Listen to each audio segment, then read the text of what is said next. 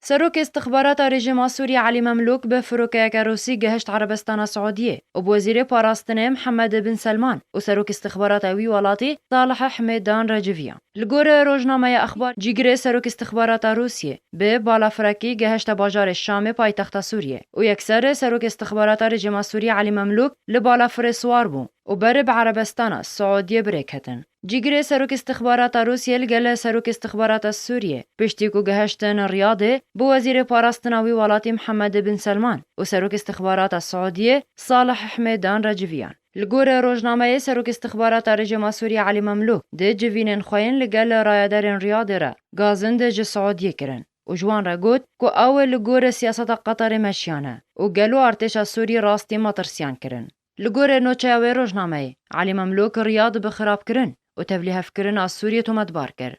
لدخواست کرد که پیوست جاره کردن هر سه ولاتین گرنگ ان عربی سوریا، سعودیه و مصر لهف بکن و به هفره ببن هف پیمان. لگور آگاهی نوی روزنامه وزیر پاراستن عربستان سعودیه محمد بن سلمان دبر سوارخنه و گازندن علی مملوک دا گوت ام نل دجی رژیم سوریه نه. لرژیم سوریه پشت خدام ولاتین عربی و چوب دیو سیاست ایران کد. ددمکی ده که ایران لدوره دجمناتی عربان دکه. بگوتنا چافدران او هفدیتن دنافبره هر دو آلین سوری و سعودی ده پشت شر نافخایی ینه لسوریه گلک گرنگ بو. هر چقاس ده هفدیتنا و جاره ده تو انجامک برچاو ندرکت هوله.